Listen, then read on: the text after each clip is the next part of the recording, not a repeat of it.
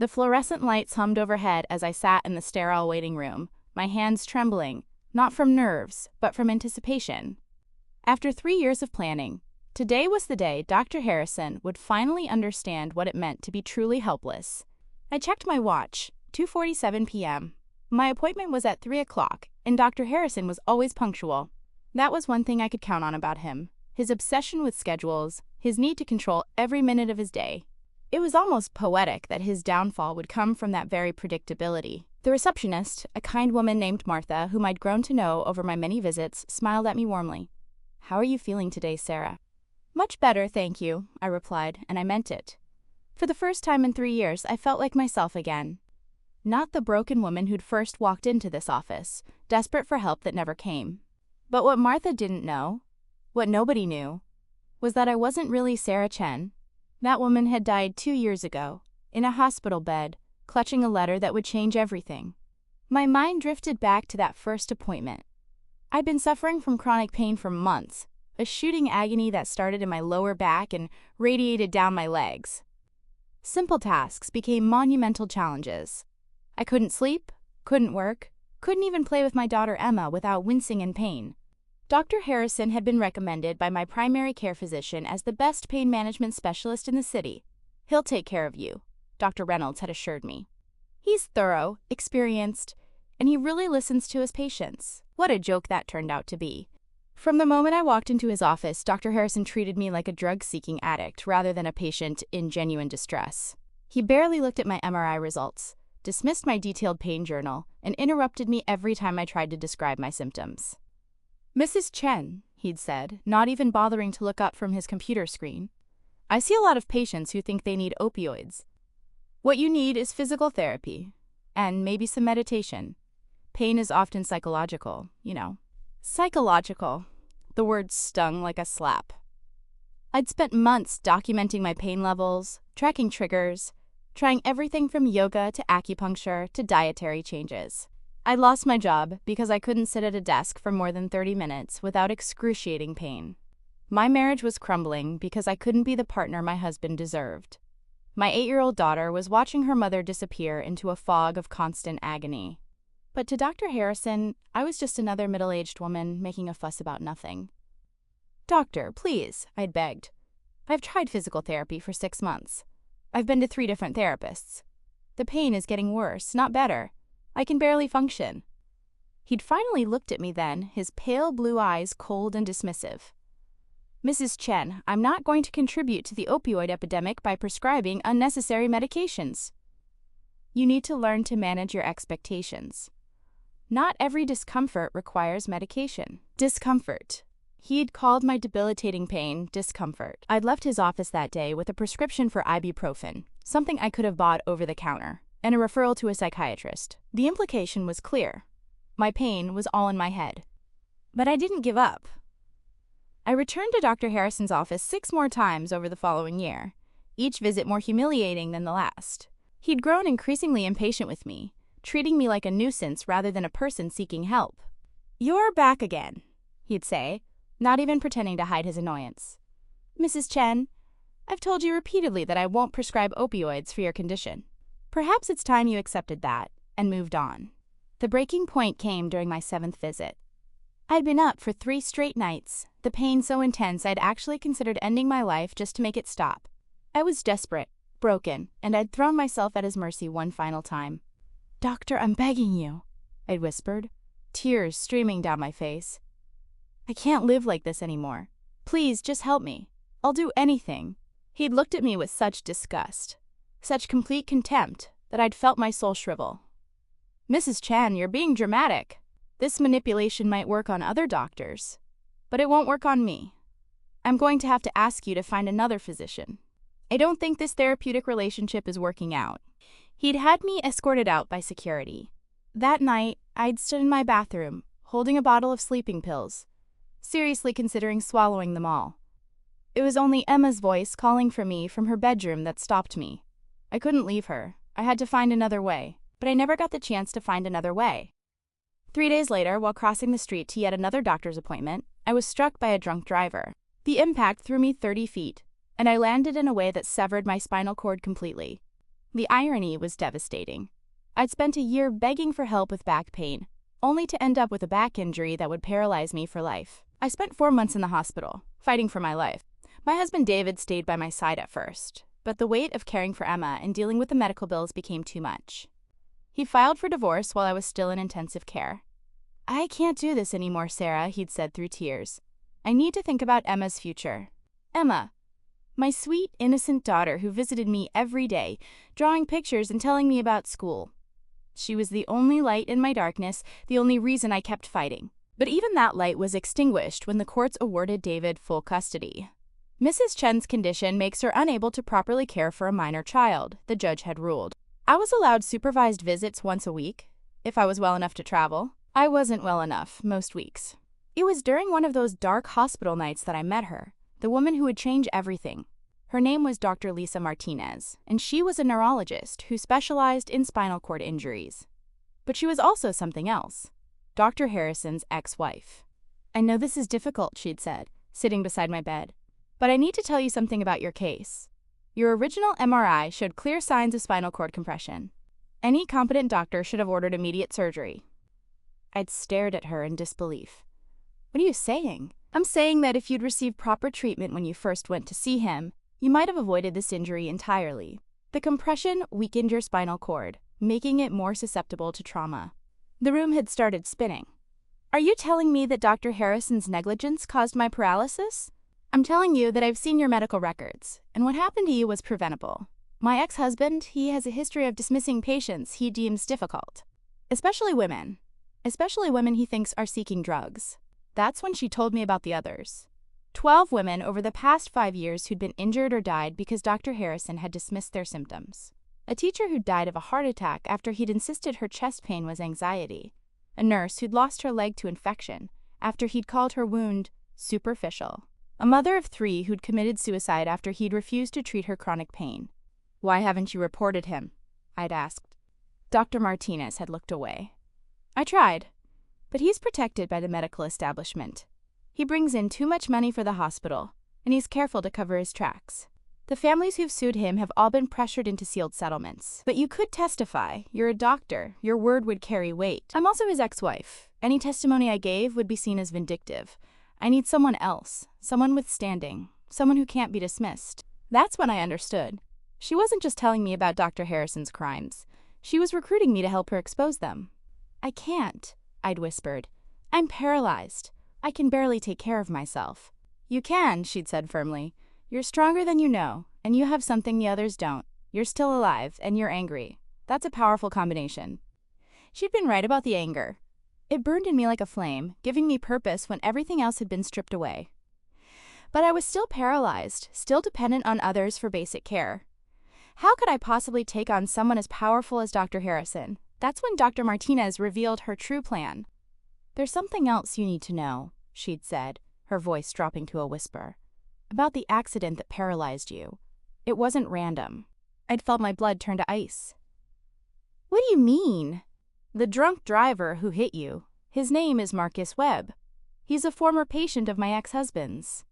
Dr. Harrison had him arrested for prescription fraud after Marcus became addicted to painkillers that Harrison had prescribed unnecessarily. Marcus lost his job, his family, everything. He'd been drinking heavily ever since. The implications were staggering. You're saying that Dr. Harrison created the addiction that led to Marcus drinking, which led to him hitting me? I'm saying that everything in this case is connected. And I'm saying that Marcus Webb didn't just happen to be on that street corner when you were crossing. He'd been following you for weeks." My heart stopped. "Following me?" "He blamed you for his arrest. In his twisted mind, you were another drug-seeking patient who was making it harder for real addicts like him to get medication. He'd been planning to confront you, to tell you to stop bothering Dr. Harrison. But that day, he was too drunk to just talk." I'd stared at her in horror. "You're saying he hit me on purpose?" "I'm saying he hit you because he was drunk and angry, and you were a convenient target for his rage. But the rage itself, that was manufactured by my ex-husband's treatment of both of you." The revelation had shattered me. Not only had Dr. Harrison's negligence made my injury worse, but his treatment of other patients had created the very situation that led to my paralysis. He was responsible for everything that had happened to me. "But here's the thing," Dr. Martinez had continued. Marcus Webb is also a victim, and he's willing to testify about what really happened, if we can promise him protection. Protection from what? From my ex-husband. You see, Dr. Harrison has been using his position to manipulate vulnerable patients for years. He creates addicts, then threatens to have them arrested if they don't do what he wants. Marcus was just one of many. The scope of Dr. Harrison's crimes was becoming clear.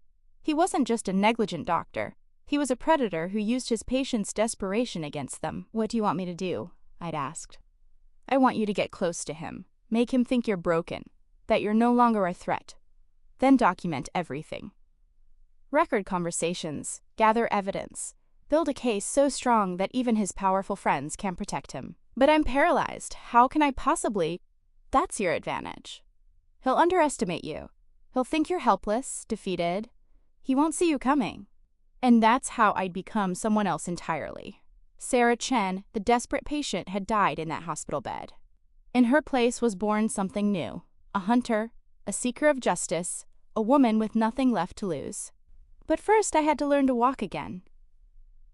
Dr. Martinez had connections, specialists who worked with experimental treatments, researchers who were pushing the boundaries of spinal cord injury recovery. It took 18 months of grueling therapy, of experimental procedures that weren't available to the general public, of pushing my body beyond what anyone thought possible. But I did it. I learned to walk again, though not without pain. The irony wasn't lost on me. I now had genuine chronic pain, the very thing Dr. Harrison had dismissed as psychological. Every step was agony, but I welcomed it. It reminded me why I was doing this. During my recovery, I'd also learned the truth about Dr. Martinez's real identity. She wasn't just Dr. Harrison's ex-wife. She was Dr. Lisa Harrison, and she'd kept her married name for a reason.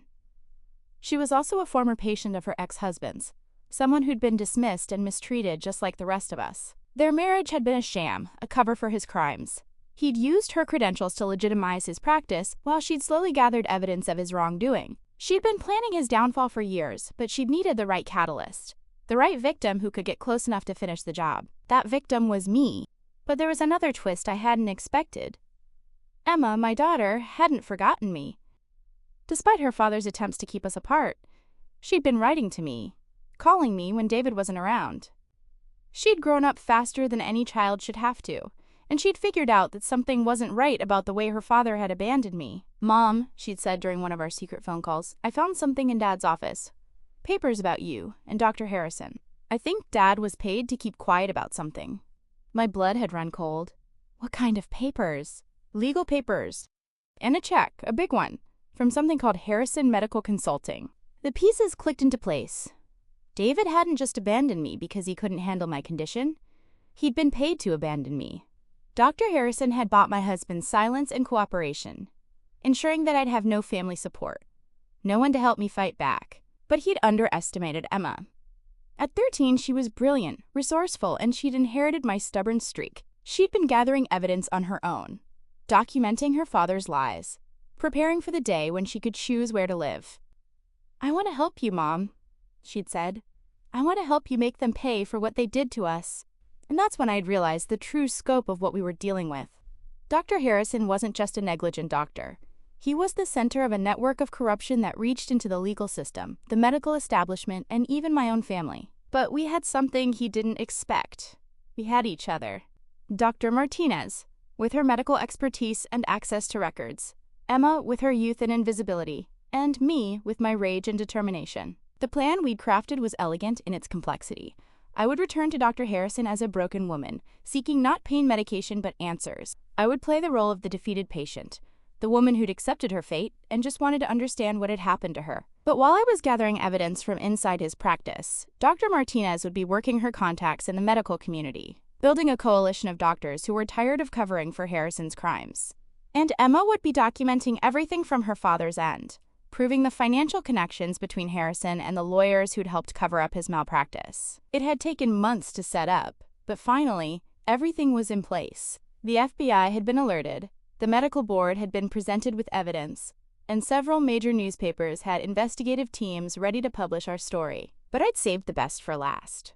Dr. Harrison's own daughter, Rebecca, the one who'd suffered from endometriosis, had been more than just a victim of medical dismissal. She'd been a victim of her father's direct abuse. Through careful investigation, I'd learned that Dr. Harrison had been experimenting on his own daughter, using her as a test subject for untested treatments. He'd told her it was cutting-edge medicine, but it was actually a way for him to perfect techniques he would later use on his patients. Techniques that often made their conditions worse, ensuring their continued dependence on his care. Rebecca had no idea that her father had been using her as a guinea pig, but she was about to find out, along with everything else. Sarah Chen, Martha's voice pulled me back to the present. Dr. Harrison will see you now. I smiled and stood up, my back straight despite the pain. Every step hurt, but I'd learned to use pain as fuel. It reminded me that I was alive, that I was fighting, that I was going to win. I walked down the familiar hallway to Dr. Harrison's office, my footsteps silent on the polished floor. Through his open door, I could see him hunched over his desk, his face haggard and his hands shaking slightly. He looked like he'd aged 10 years in the past few months. He had no idea that his world was about to collapse completely. Mrs. Chen, he said without looking up, I'm surprised to see you here. I thought I'd made it clear that... Actually, doctor, I wanted to thank you. He looked up then, confusion flickering across his features. Thank me? Yes. You see, when you refused to help me, when you treated me like I was nothing more than a drug-seeking addict, you taught me something valuable. You taught me that sometimes, when the system fails you, you have to become the system. His face went pale. I don't understand.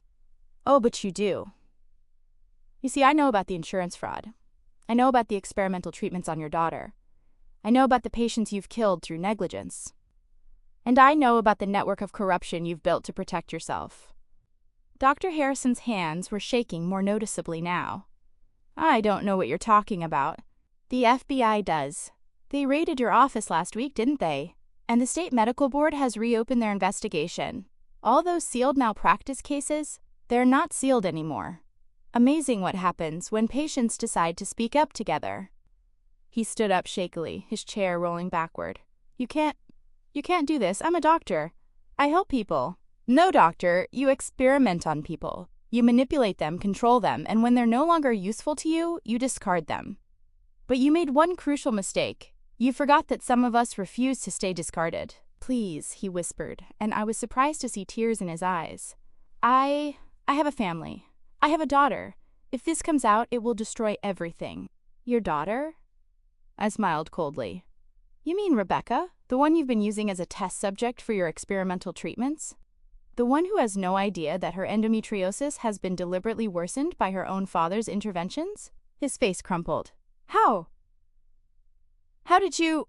I know everything, doctor. I know about Rebecca, about the other patients you've used as unknowing test subjects. I know about your partnership with pharmaceutical companies to test unapproved drugs on vulnerable patients. I know about the money you've made from their suffering. You don't understand, he said desperately. I was trying to help. I was trying to find better treatments. You were trying to play God. I slammed my hand on his desk. You decided who deserved treatment and who didn't. You decided who would live and who would die. You decided that your curiosity was more important than your patients' lives. It wasn't like that. It was exactly like that. And now, you're going to face the consequences. Dr. Harrison sank back into his chair, his head in his hands. What do you want from me? I want you to confess. I want you to admit what you've done, not just to me, but to all of us. I want you to face the families of the patients you've killed, the women you've experimented on, the people whose lives you've destroyed for your own profit and ego. And if I don't? I leaned forward, my voice dropping to a whisper. Then you'll spend the rest of your life in prison, wondering when one of your former victims will decide that the justice system isn't moving fast enough. You've made a lot of enemies, doctor, and some of them are far less patient than I am. It was a bluff, but he didn't know that. The fear in his eyes told me he was imagining all the people he'd wronged, all the families he'd destroyed. He was finally understanding what it felt like to be truly helpless. There's something else, I continued. Something you should know about me. I'm not really Sarah Chen. He looked up, confusion replacing fear. What? Sarah Chen died 2 years ago in a hospital bed, broken and alone. I'm what grew from her ashes. I'm the part of her that refused to give up, the part that decided to fight back. And I'm not the only one. I pulled out my phone and showed him a photograph. It was a group photo of 23 women, all standing together, all smiling. These are your other victims, doctor. The ones who survived your treatment. The ones who've been waiting for justice. His eyes widened as he recognized some of the faces. That's impossible. Some of these women are dead. Are they? Or did you just assume they were dead because you dismissed them so completely that you forgot they were human beings with families and friends and people who loved them? The truth was more complex than that. Some of the women in the photograph were indeed dead, but their families had joined our cause. Others had survived, but been so traumatized by their experience that they'd retreated from the world. And still others, like me, had been transformed by their encounter with Dr. Harrison into something harder, more determined. We've been watching you, Doctor, all of us. For months, we've been documenting your crimes, gathering evidence, building a case that will ensure you never hurt anyone again. But how did you coordinate all this? How did you even find each other? Through your ex-wife. Dr. Martinez has been keeping track of your victims for years. She's been waiting for the right moment to act, and that moment is now. Dr. Harrison's face went white. Lisa? But she moved away. She said she never wanted to see me again. She lied. She's been here all along, working in the shadows, gathering evidence, building a network of your victims. She's been planning your downfall for years. Why? Why would she do this? Because you experimented on her too. Because you used her as a test subject, just like you used your daughter. Because you convinced her that her chronic pain was psychological, while you were deliberately making it worse with your treatments. The look of horror on his face was everything I'd hoped for. I would never hurt Lisa. I loved her. You loved controlling her. You loved having someone brilliant and accomplished who was completely dependent on you for relief from the pain you were causing. It was the perfect laboratory for your experiments. This is insane. You're all insane. No, Doctor. We're finally sane. For the first time in years, we're seeing clearly. And what we see is a predator who's been hiding behind a medical degree, using his position to harm the very people he's supposed to help. I stood up and walked to the window, looking out at the city below. Do you know what the hardest part of this has been? Not the physical pain, not the paralysis, not even losing my family. It's been pretending to be weak when I'm stronger than I've ever been. It's been acting helpless when I've never been more powerful. You're not powerful, he said weakly. You're just a bitter woman who can't accept that medicine isn't perfect. I turned back to him, and I could see him shrink away from whatever he saw in my eyes. I'm not bitter, Doctor. I'm justice. And I'm not just one woman. I'm 23 women, and all their families, and all the people who love them. I'm everyone you've ever hurt, and everyone you would have hurt if we hadn't stopped you. Stopped me. You haven't stopped anything. This is just harassment. Is it? Then why are there FBI agents in your parking lot right now? Why has the medical board suspended your license pending investigation? Why are there reporters camped outside your house? His face went ashen. What? It's over, Doctor. While you've been sitting in this office feeling sorry for yourself, we've been dismantling your entire operation.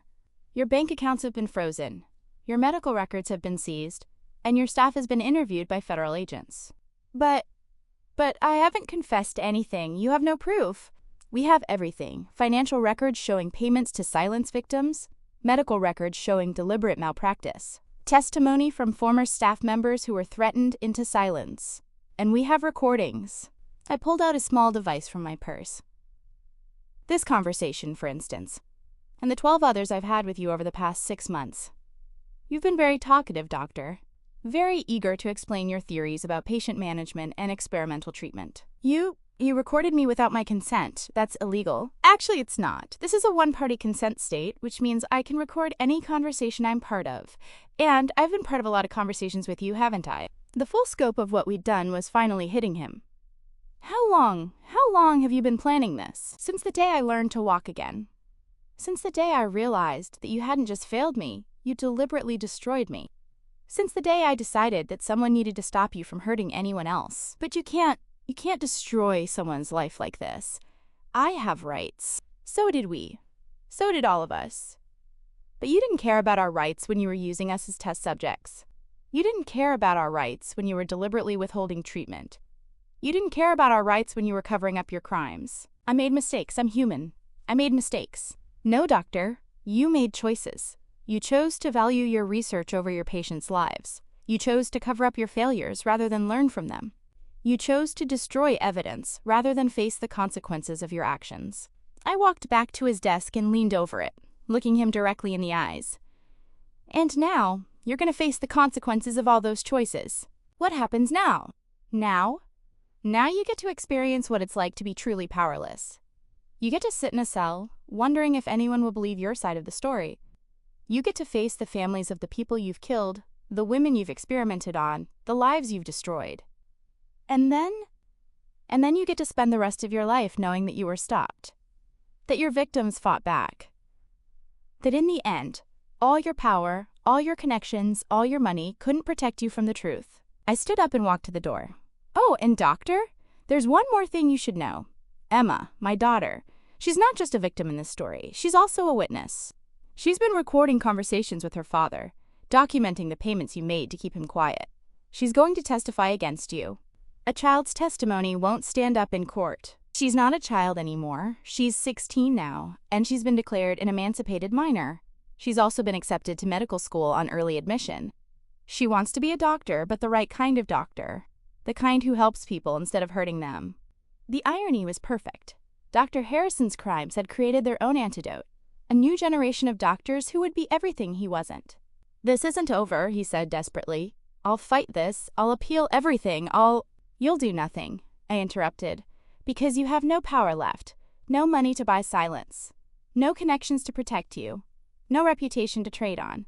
You're just another criminal, in a system that's finally ready to hold you accountable. I opened the door and stepped into the hallway. Goodbye, doctor. I hope you find the peace in prison that you denied to so many others. As I walked away, I could hear him calling after me, his voice breaking with desperation. But I didn't look back. I had nothing more to say to him.